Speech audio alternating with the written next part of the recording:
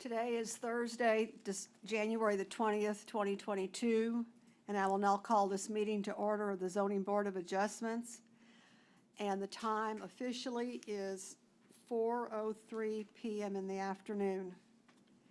The Zoning Board of Adjustment is a fact-finding body, and to grant variance, it must determine the existence of special conditions other than solely financial, which create an undue hardship for the applicant. Positive action requires an affirmative vote by at least 4 of the 5 members. The Zoning Board of Adjustment decisions are final, and recourse from the ZBA decision is to a court of law. For time scheduled for a public hearing, residents will have the opportunity to comment on agenda items. In accordance with the Texas Open Meetings Act, members of the board shall not discuss, deliberate, or make any decisions on topics not posted as an agenda item. Speakers should state their name and full address for the record and address all remarks to the board. The board asks that public remarks be limited to no more than 3 minutes. At this time, would you please stand, and we'll make pledge to the United States American flag. I pledge allegiance to the flag of the United States of America and to the republic for which it stands, one nation under God, indivisible, with liberty and justice for all.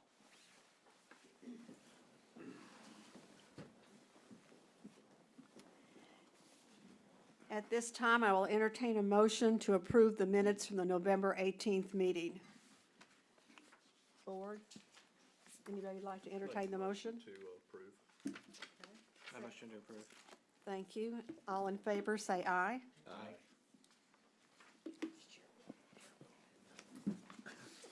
Okay, good. Thank you so much. All right.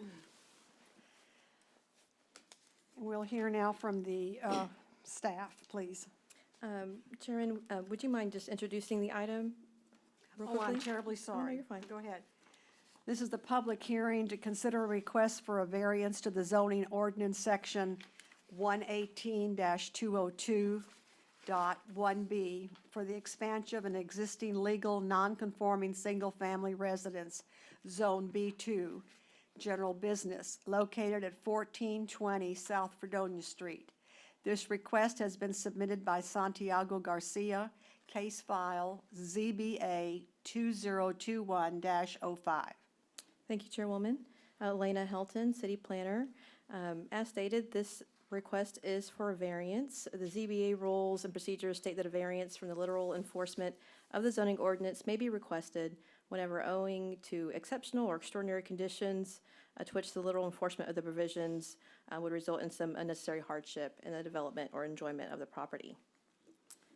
The the purpose of the variance is to permit the expansion of an existing single-family home in a commercial zoning district. This property is located on the west side of South Fredonia Street, just south of the elementary school located on Bill Street.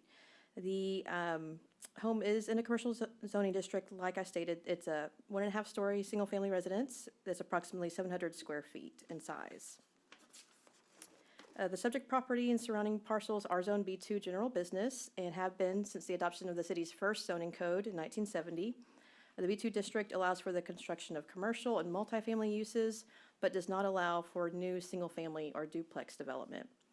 Based on our research, it appears that the single-family residence was actually built prior to 1970, so prior to the adoption of our first zoning ordinance. Therefore, the structure is grandfathered, meaning that the property may legally continue to be used as a single-family residence, although new construction of single-family wouldn't be allowed on the property. So this grandfather status is referred to legal non-conforming in the zoning ordinance. And the zoning ordinance prohibits these structures and uses from being expanded or changed unless they bring it to conformity as far as the structure and the use, meaning the applicant could expand the structure, but then they would have to change the use from single-family to some other use that would be permitted in the B2 zoning district. And so the actual request is the addition of a 320 square foot area on the back side of the home. It includes a bedroom and a washer dryer area. And so you can see on the PowerPoint slide, we provided the boundaries. The existing is what you see highlighted in blue, and then the red is the addition. And again, the blue, it says 700 square feet, but that is a story and a half. And so that view may be misleading. This is just a zoomed in image of the same exhibit. So you can see in more detail the size of the bedroom, bathroom, closet, and then that relocation of the laundry area.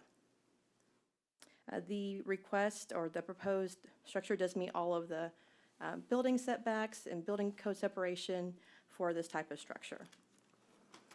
These are some images of the home and some of the surrounding properties. So in the upper left-hand corner, that's another image of the subject property. The image on the lower right-hand corner, that's an existing single-family home located just west of the subject property. And the majority of the homes on this street are zoned commercial, but they're developed as single-family. So several of them are considered legal non-conforming. These are some additional photos of some homes in the area, just to give you an idea of the general character of the neighborhood. Again, these are just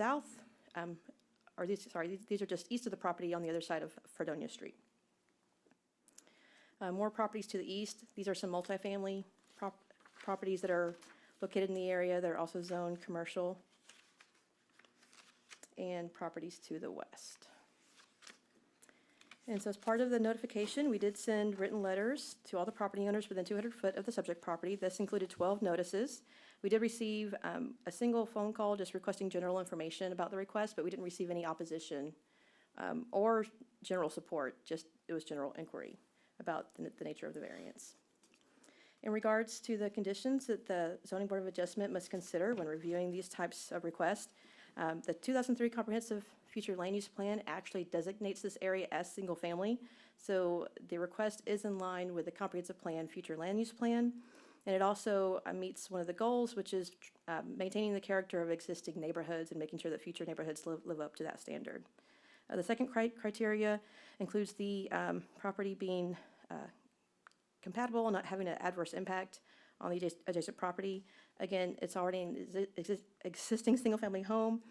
The proposal meets all of the building and zoning code requirements for this type of development. And so it should not affect the appropriate use of the adjacent property or the ability of those properties to develop in the future. And the surrounding lots are already developed. Number 3, the proposed addition, again, meets building codes, and so it's not going to create a life, health, safety issue. The variance won't authorize the use of any other use, or won't authorize the use other than those permitted in the current zoning except for the current use. So it's not going to allow for a new single-family structure. It's just going to allow for the expansion of the existing. And number 5, as far as the plight of the owner, for which the variance is sought in a unique circumstance. Again, the city adopted zoning in 1970 after the structure was actually built, which created that nonconformity. And so this was in no way created by the property owner.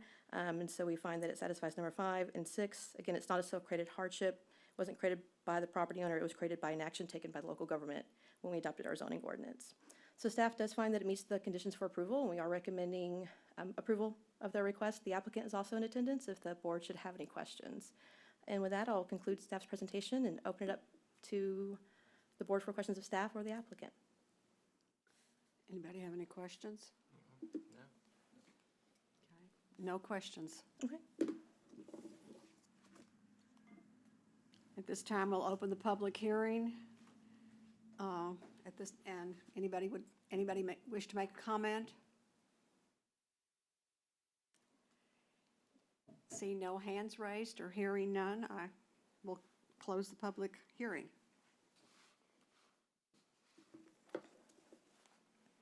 Does the board have any questions of staff or the applicant? Okay. I have one question. Did I understand you to say that the addition was going to be and a stairwell? There would be a stairwell and up, and it's going to be 2 levels? No, ma'am, it's just going to be on the first floor. Oh, okay. First floor addition, Okay, yes, ma'am. I didn't know if I misunderstood you or not. Okay, thank you very much.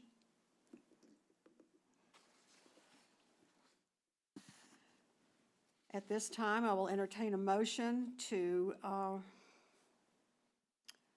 accept or deny this request. I make a motion to accept approval of this based on staff recommendations. Okay, second? I second the motion. Okay. A motion's been made to accept the variance staff recommendation, and it's been seconded. Is there any other discussion amongst the board, or, I don't think so. Okay. That I can see right now. Sarah, make sure you have your microphone turned on for the vote. On. Okay, good. All right, let's go ahead and just take a roll call vote. We'll start on this end. Sir? John Wyndham, yes. Okay. George Middlebrook, yes. Okay. Mary Ann Bentley, yes. Benjamin Sullivan, yes. Sarah? Sarah Jones, yes. Okay. Motion has passed. All right.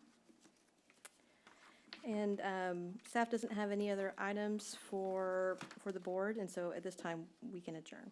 Okay, the meeting is adjourned officially at, looks like 4:14.